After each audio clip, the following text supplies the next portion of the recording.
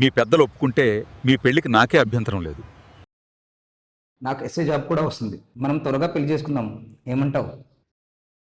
అర్జున్, నీ ప్రేయస్కి ఏమైంది? మొన్ననే ఆ బిజినెస్ మ్యాగ్నెట్ అభిషేక్ తో చాలా దగ్గరగా ఉండడం చూసా. ఆమె నా అమ్మాయి, తప్పుగా మాట్లాడు. నువ్వు అనుకుంటే మాత్రమే కాదు, అమ్మ కూడా ఆలోచించాలి కదా. ఎందుకురా ఆడపిల్ల గురించి తప్పుగా మాట్లాడతారు? కొంచెం కూడా సెన్స్ లేకుండా. ఛీ, అవంతి, ఏం చేస్తున్నావు? అసలుకి ఈ మధ్య నాకు సరిగ్గా మాట్లాడలేదు. ఎప్పుడు చూసినా ఫోన్లోనే ఉంటున్నావు. ఒకసారి ఆ ఫోన్ ఇటు ఏం చేస్తున్నావు చూస్తా. నువ్వేమైనా అనుకో, నువ్వు నాతో తప్పుగా బిహేవ్ చేస్తున్నావు. నేను నీకు సచ్చిన ఫోన్ ఇవ్వను. అయ్యో అయ్యో అయ్యో, నన్ను తప్పుగా అనుకోకు అవంతి. ఈ మధ్య నువ్వు నాతో సరిగ్గా మాట్లాడకపోయే లోపల ఇలా. Sorry Avanti, really sorry. ఉద్యోగం లేకుండా పెళ్ళా? ముందు ఉద్యోగం సంపాదించు. నేను పోతున్నా. ఇంతమందిలో నన్ను అవమానించావు కదా అర్జున్. అవంతి, నువ్వు చానాలుగా అర్జున్ని ప్రేమిస్తున్నావు. అలాంటి నువ్వు ఈ మధ్య ఎవరితో పడితే వారితో రోడ్డు మీద కనిపిస్తున్నావు. నేను ఇచ్చిన స్వేచ్ఛని తప్పుగా వాడుతున్నావు అనిపిస్తుంది. నేను తప్పుగా ఏం వాడుకోవట్లేదు. నాకు నచ్చిన వాడిని రోడ్డు మీద వెతుక్కుంటున్నాను. మీ పెద్దలు చూపించిన పెళ్లి చూపుల్లాగానే. అది మీకు తప్పనిపిస్తే నేనేం చేయలేను. ఓ, ఈ పద్ధతి మా పెద్దవాళ్ళని నేర్పారంటవా? హా, పెళ్లి చూపుల్లో మీకు నచ్చిన కుర్రవాడిని తీసుకువచ్చి మమ్మల్ని గంగిరెద్దుల్లో 1కి 10 సార్లు కూర్చోబెడతారు కదా. అదే పద్ధతిని మార్చిన పద్ధతి ప్రకారం నాకు నచ్చిన వాడిని రోడ్డు మీద వెతుక్కుంటున్నాను. అది మీకు తప్పనిపిస్తే నన్నేం చేయమంటారు? అందులో తప్పేముంది? నాకు అర్థం కావట్లేదు. నేను సరైన పద్ధతిలోనే వెళ్తున్నాను. నువ్వు అడిగిన ప్రశ్నకి కాలమే సమాధానం చెప్తుంది.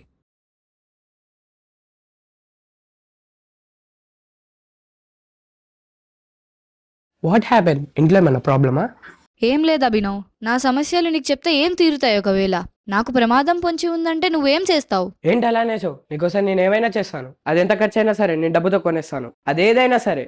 నువ్వేమైనా అనుకో, నీ అందానికి నేను బానిసని. ఈ డబ్బంతా నీకే. ఏమైందో చెప్పు, నిన్నే కదా అడుగుతుంది.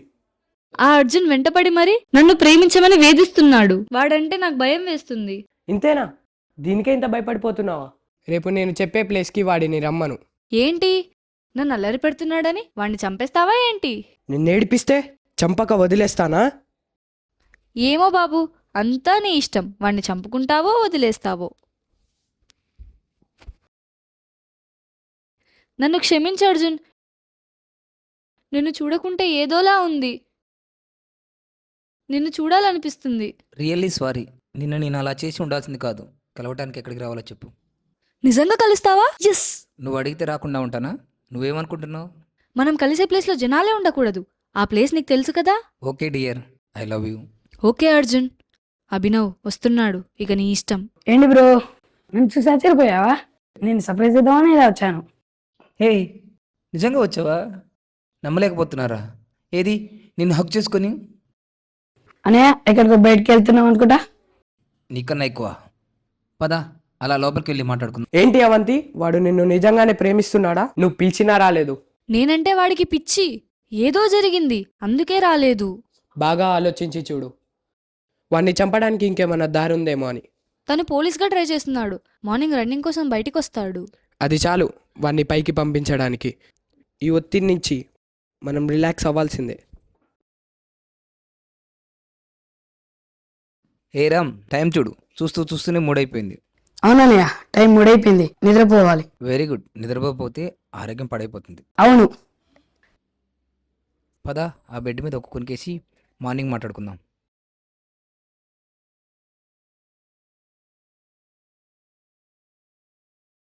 అబ్బా, నిద్ర కావట్లేదు ఏంటి? టైం 5 అయిందిగా. అన్నయ్య లేపడం దేనికిలే, అలా జాగింగ్ వెళ్తే ఒక పని అయింది.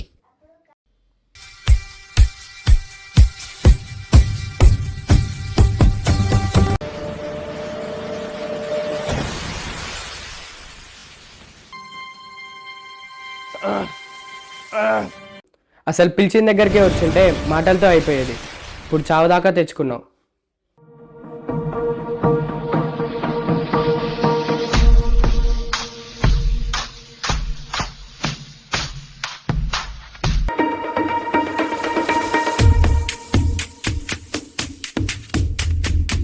Avanthi, even Arjun did not die. ఇప్పుడు నా చేతుల్లో ఈ పెళ్లి మండపంలో చావడానికి వస్తున్నాడు. వాడిని ఇక్కడే పాతి పెట్టడానికి వెళ్తున్నాను.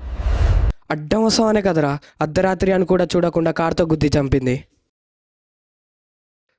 అక్కడ చావకుండా ఈ పెళ్లి మండపంలో నా చేతుల్లో చావడానికి వచ్చావా? రా రా రా, నీ చావు నీకే చూపిస్తా. రే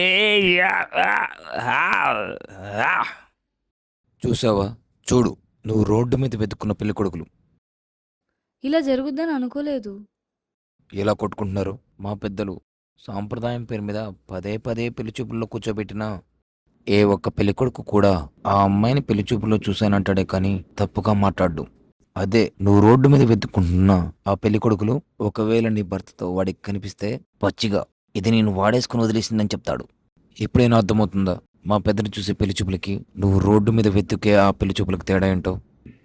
చివరిగా మీ జనరేషన్ అమ్మాయిలకి ఒక మాట, సీతాదేవిని కూడా ఆమె తండ్రి జనక మహారాజు పెళ్లి చూపులని స్వయంవరంతోనే రామయ్యకి ఇచ్చి పెళ్లి చేశాడు. పెళ్లి చూపులు అనేది ఒక పవిత్ర బంధానికి నాంది.